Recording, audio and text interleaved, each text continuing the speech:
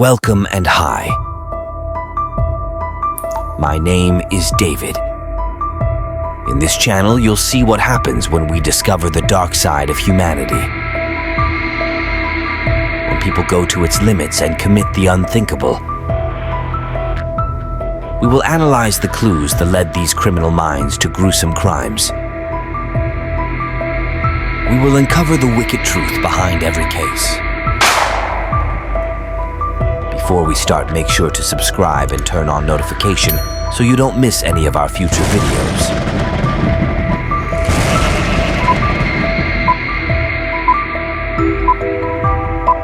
A full-scale murder investigation was launched. The scene was sealed off and remains so, where the Garda Technical Bureau are conducting a detailed forensic examination of the scene. The services of the state pathologist have been provided and the results of a post-mortem examination are awaited. We've established an incident room at Tullamore Garda Station, with a team of over 50 Gardaí assigned to the investigation. Personnel from the National Specialist Units, including the National Bureau of Criminal Investigation, have been assigned to the investigation. No stone will be left unturned in bringing this perpetrator of this crime to justice. This is the case of Ashling Murphy. Born on July 6, 1998, in Blue Ball near Tullamore, County Offaly, Ashling Murphy was the youngest among Raymond and Kathleen Murphy's 3 children, alongside her brother Cathal and sister Amy. She pursued her education at Sacred Heart Secondary School in Tullamore from 2011 to 2017.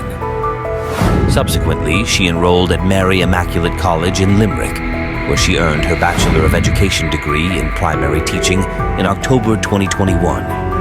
Ashling commenced her teaching career with first-class pupils at Durrow National School in County Offaly in March 2021, continuing until her untimely passing. Hailing from a musical family, both of Murphy's parents, particularly her father Raymond, were involved in traditional Irish music. Raymond had contributed to the Furies and the band Best Foot Forward. Ashling, too, displayed her musical talents from a young age, proficient in playing the fiddle and tin whistle. She regularly provided music lessons at her home and had recently taken up learning the uilleann pipes. Recognized within traditional music circles, she participated in festivals across the country and toured with the National Orchestra of Comhaltas Cioltoiri Airean. In addition to her musical pursuits, Ashling was an accomplished athlete, representing her local Kilcormac Kiluhai Camogie Club in Camogie and competing at the collegiate level for Mary Immaculate College.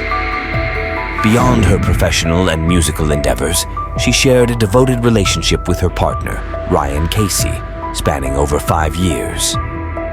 The couple had plans for marriage before Ashling's tragic passing. Joseph Puska, the convicted killer of Murphy, was a Slovak Romani father of 5 born in May 1990. Growing up in Lučivna, a village in the Poprad district of northern Slovakia, he left secondary school at the age of 16 and began working on construction sites in Bratislava. Later, he moved to the Czech Republic, working on construction projects in Prague. In 2013, he relocated to Ireland with his wife and 2 children to join other family members already residing there. Puska's parents lived in Crumlin, Dublin, and his brothers and their families in Tullamore. Initially residing in Dublin's north inner city, Puska and his family moved to Tullamore in 2015, where 3 more children were born. At the time of Murphy's murder, Puska resided in Mukla, approximately 5 kilometers southwest of Tullamore, with an extended family of 23 people. Unemployed, he received a social welfare disability allowance and relied on taxi, bus, or bicycle transportation, as neither he nor his wife could drive.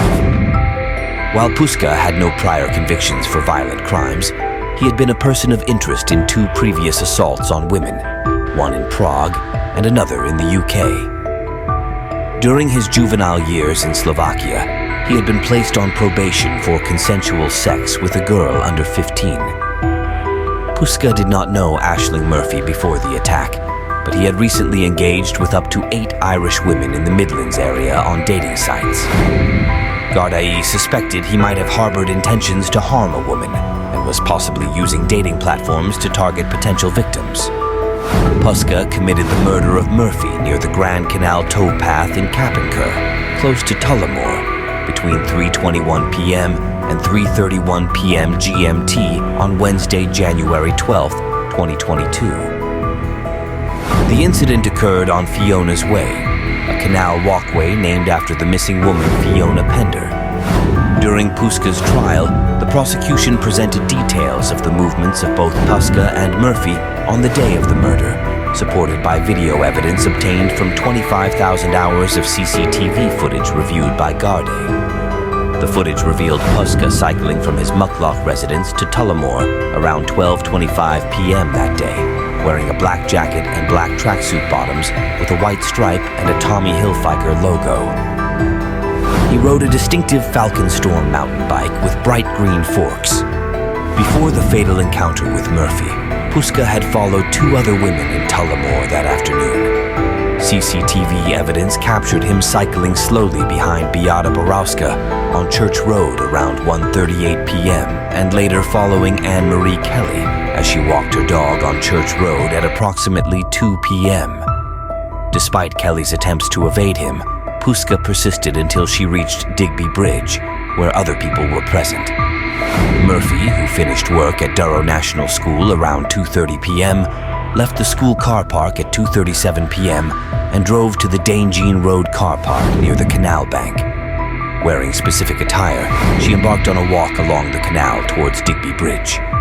Murphy's geolocation and activity data from her Fitbit watch indicated that she began walking at 2:51 p.m., covering about 3 kilometers eastward along the canal. She was last seen on CCTV at 2:55 p.m. At 3:16 p.m., she reached Digby Bridge, turned around, and headed westward.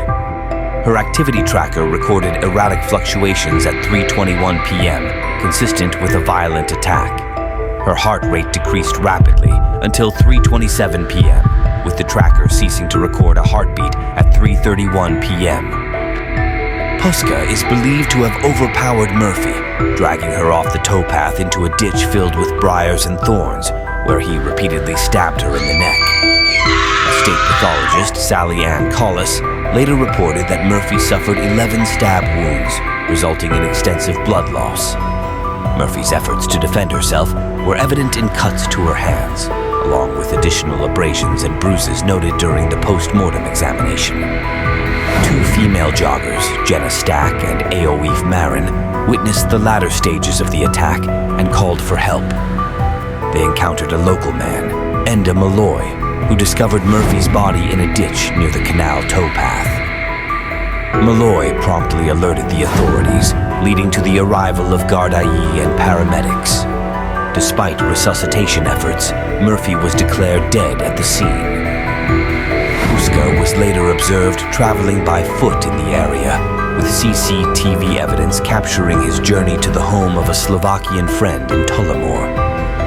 He was ultimately transported to Dublin, where he faced allegations of self-inflicted stab wounds and attempts to alter his appearance. 2 hours following Murphy's murder, a 40-year-old man was apprehended by Gardaí, partly based on eyewitness descriptions. However, he was released the next day after being ruled out of the investigation. Speaking to the Irish Independent on January 15th, the man shared his interrogation experience with Gardaí and discussed the online threats he received post-arrest. On January 13th, healthcare workers in Dublin alerted Gardaí about a man with unexplained stabbing injuries at St. James's Hospital.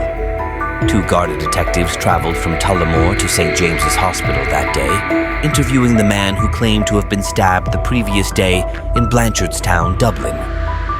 On January 14th, Gardaí returned with a search warrant, and the man admitted to killing a woman in Tullamore, stating through a Slovakian interpreter, "I did it. I murdered. I am the murderer." Subsequent investigations led to searches in County Offaly and Dublin, with 2 cars seized. On January 18th, the day of Murphy's funeral, the man was discharged from the hospital and arrested. Gardaí obtained fingerprints, DNA, and blood samples before charging the 31-year-old Joseph Puska on January 19th. Puska, with an address in Mukla near Tullamore, appeared before Tullamore District Court that evening and was remanded in custody at Clover Hill Prison. The Central Criminal Court on April 25, 2022, scheduled Puska's trial for June 6, 2023. However, it was postponed to October 2, 2023, due to the prosecution needing extra time to respond to a defense expert report. Puska pleaded not guilty during the trial, where the jury heard CCTV and geolocation evidence, eyewitness testimonies, and Puska's confession. Forensic evidence included fingerprints from Puska's mountain bike and DNA recovered from Murphy's body. Puska's fingerprints matched those on the bike, and his DNA had a 1-in, 14,000 match with male DNA found under Murphy's fingernails. The prosecution argued that the evidence, including CCTV, forensics, eyewitness accounts, and Puska's confession, was overwhelming. In his defense, Puska claimed an unknown man wearing a surgical mask had stabbed him before murdering Murphy, offering conflicting accounts. The judge, Mr. Justice Tony Hunt, dismissed Puska's claims as nonsense. On November 9, 2023, after a 3-week trial, the jury deliberated for 2 hours before delivering a unanimous guilty verdict. Puska was sentenced to life imprisonment on November 17th. Our deepest condolences to Ashling Murphy's family. Our thoughts and prayers are with them. Thank you for watching, and make sure to comment below and leave your thoughts. And that concludes our mystery-solving journey for today. If you enjoyed the way we presented this true crime story and want more, do us a favor and hit that like button. Your support keeps the intrigue alive. Subscribe if you haven't already, and until next time, stay curious. This is Killer's Bite signing off.